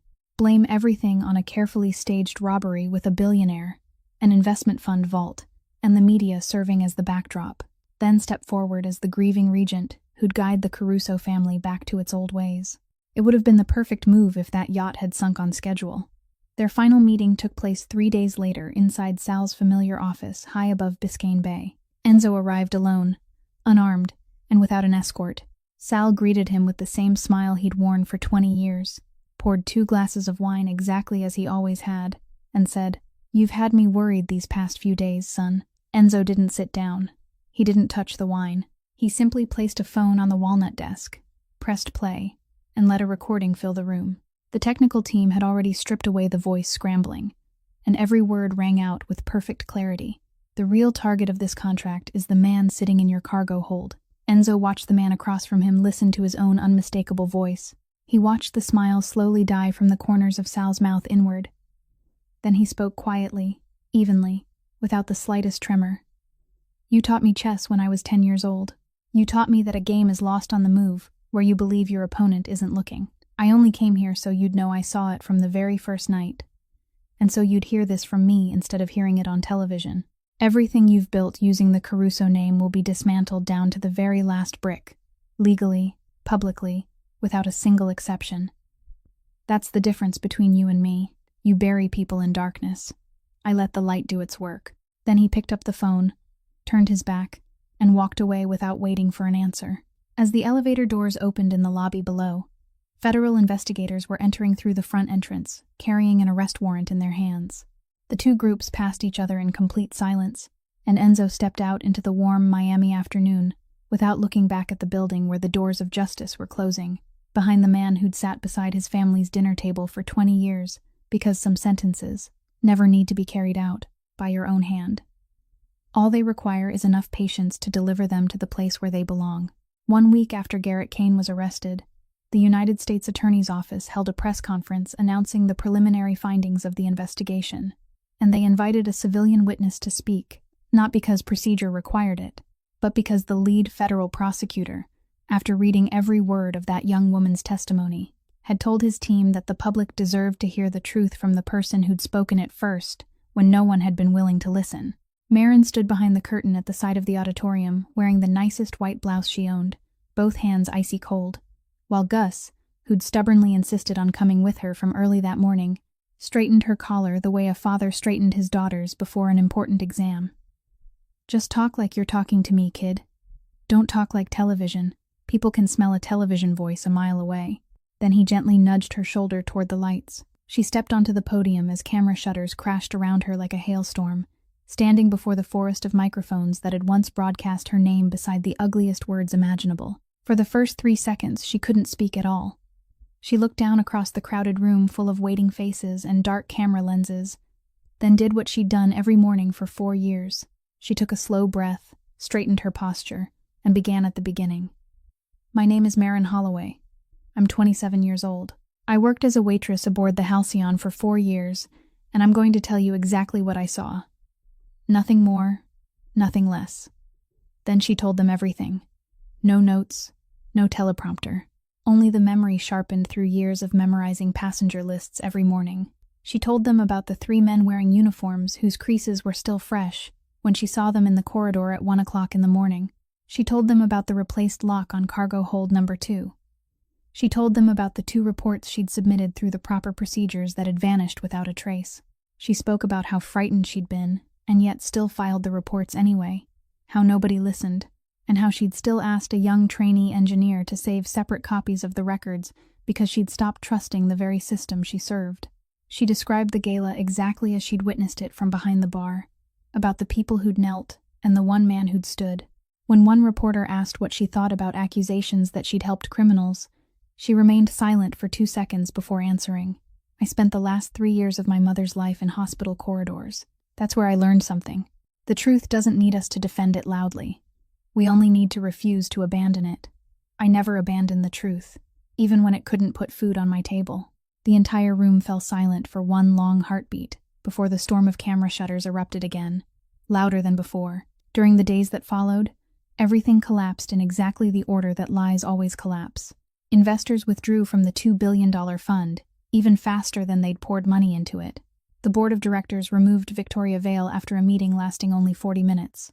Federal prosecutors charged her with concealing critical security failures because internal company records, handed over by the corporation's own legal team under court order, proved Vale had received written warnings that she'd already cut the yacht's security budget below the minimum safe level and had personally approved additional cuts to make the financial statements look stronger before announcing the investment fund. More than 100 passengers from the gala joined together in a class action lawsuit, and the woman who'd once controlled every camera now appeared on the evening news only in footage squeezed between lawyers and the courthouse steps. But the one development nobody expected, not even Marin herself, arrived on a Thursday afternoon when the attorney representing the class action plaintiffs called her. His voice carried the strange tone of someone who'd found something he'd never been searching for.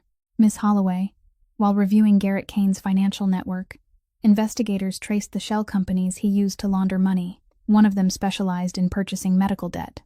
And we found your name on its list of debtors. Marin slowly sat down on the edge of her bed, with the phone pressed tightly against her ear, as the lawyer explained something she'd need to hear 3 separate times before she dared believe she'd understood it correctly. The company that had pursued her and her mother for the past 3 years had bought their original hospital debt, then illegally inflated it with layers of fees and interest rates exceeding what the law allowed. Those unlawful profits had become one of the dirty streams of money flowing into Kane's criminal network. The court had ruled every illegal fee and every unlawful interest charge against everyone on that debtor list completely invalid. The $214,000 hanging over her life shrank to nothing more than the legitimate original balance, and that original balance, Miss Holloway, is completely covered by the compensation you'll receive as one of the plaintiffs in the class action lawsuit. In other words, he paused for a moment, you don't owe anyone anything anymore. As for the ex-fiancé who had stolen her savings years ago, the federal audit into Garrett Kane's shadow accounts unexpectedly uncovered his name as a minor accomplice in the money laundering ring. Justice, it seemed, had a long memory, and Marin didn't have to lift a single finger to watch her past finally catch up with him. Marin remained motionless for a long time after the call ended, tears falling onto the back of the hand, slowly turning the old silver bracelet around her wrist, because she suddenly understood the message fate had written in handwriting impossible to mistake. The debt that had crushed her youth hadn't been erased by anyone's pity. It hadn't been paid off with the money of some powerful man. It had been dismantled by the very truth she'd stubbornly refused to abandon. The night she trembled while typing her first report. The afternoon she warned Josie like an overly cautious old woman. The moment she read those 2 sets of coordinates into the emergency radio. Every one of those tiny actions that seemed completely useless for someone the world never noticed had quietly joined together into the road, leading her out of the pit someone else had dug for her. Her press conference was replayed across every major television network throughout the following week, and inside a quiet house north of the city, Enzo watched it from the television in his study. He watched until she spoke about never abandoning the truth, then sat silently for a while, squeezed the armrest of his chair, switched off the television, and turned away. Not because he didn't want to watch the rest. For him, that was enough. Justice was moving along the right tracks. The people who deserved to answer for what they'd done were answering for it. The woman who deserved to be seen was finally standing in the light. As for satisfaction, that feeling of watching your enemies fall, he'd learned long ago it was never the destination. It was only the shadow stretching beside the road when you were already walking in the right direction. And there was still one more right thing left for him to do. The final thing, the one he'd been thinking about ever since the night he'd stood watching his daughter asleep, with her arms wrapped around her pillow. He opened a desk drawer, removed a plain white business card with nothing printed on it, and slowly began writing several lines across it by hand. 3 months later, on a Saturday afternoon, the kitchen of the quiet house north of the city was filled with the warm scent of fresh-baked pastries, and Marin stood there with her sleeves rolled above her elbows, carefully following the very strict instructions of a 7-year-old expert regarding the proper syrup-to-pancake ratio. The handwritten business card inviting her to spend weekends there still rested inside her wallet because she hadn't yet found the heart to put it away. When Nina ran into the backyard carrying a plate of pancakes and a book about marine life, the kitchen settled into that comfortable silence, shared by people who no longer felt the need to fill every empty moment with words. It was inside that silence, over 2 cups of coffee slowly growing cold, that Enzo finally told her something he'd never told anyone except Rocco. He spoke about the wife he'd lost 6 years earlier, about how she'd died because of the very world his family had belonged to, and about the promise he'd made beside her hospital bed, that their daughter would grow up in the light, that he'd dismantle the hidden half of the empire 1 brick at a time no matter how many years it took or what the cost might be, and 3 months earlier he'd almost paid that cost with everything he had. He wasn't telling the story to seek comfort, and Marin understood that, so she didn't offer the usual words people always did. Instead, she shared her own part of the journey, about 3 years spent in hospital corridors, about nights learning to read medical monitors instead of sleeping, about the man who'd walked away with their savings at the exact moment her mother needed better pain medication, about how she'd never allowed herself to collapse, because collapsing was a luxury no caregiver could afford. Sitting together at that kitchen table, they truly saw one another. Not a mafia patriarch and a waitress, but two people who'd crossed the darkest places of their lives in exactly the same way, placing one foot in front of the other and refusing to abandon what they believed in. Then Enzo laid a thin folder on the table and quietly said, "This isn't a gift. It's a job. The foundation named after my wife has been operating quietly for the past 4 years, helping cover treatment costs and housing for families of cancer patients in hospitals throughout the city. Our previous director retired recently. The board needed someone new, someone who understands hospital corridors through their own footsteps rather than reports. Someone who knows how to see the invisible people. I submitted your application to the board along with 3 other candidates without adding a single recommendation. They chose you after the 2 interviews you attended last week, without ever knowing who stood behind the foundation. So if you accept this position, you accept it because you earned it yourself." Marin opened the folder, looked at the elegant name of the woman she'd never met printed across the first page, and understood that this work had been born from one person's wound and was now being placed into the hands of someone carrying a wound shaped much the same. She simply said, "I accept." Only 2 words, because some decisions never require anything more. Later that afternoon, the 3 of them walked along the Miami waterfront, exactly as Nina had suggested earlier that week.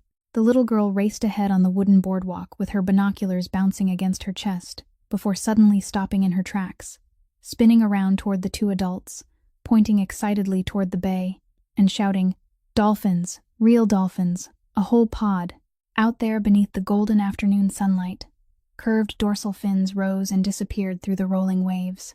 Nina pressed her binoculars tightly against her eyes and immediately began providing a running commentary with all the detailed enthusiasm of a tiny marine biologist, explaining that they were swimming in formation, that the one in front was definitely the leader of the pod, and that this was the greatest day in the history of her research career.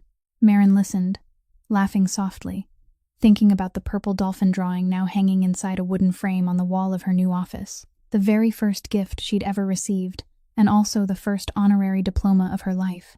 Sunlight touched the old silver bracelet around her wrist, making it shimmer ever so gently, like a greeting carried across an impossible distance.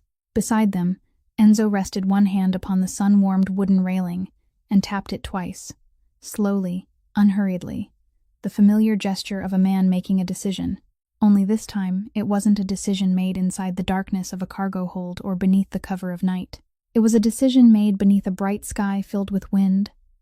The decision to remain in this afternoon for as long as possible and in every afternoon like it's still waiting somewhere ahead. Their story ends there upon the sunlit waterfront, leaving us with a few simple truths. Never measure the worth of a person by the seat they occupy at the banquet, because a worn jacket may be covering a heart worth more than every gilded room combined.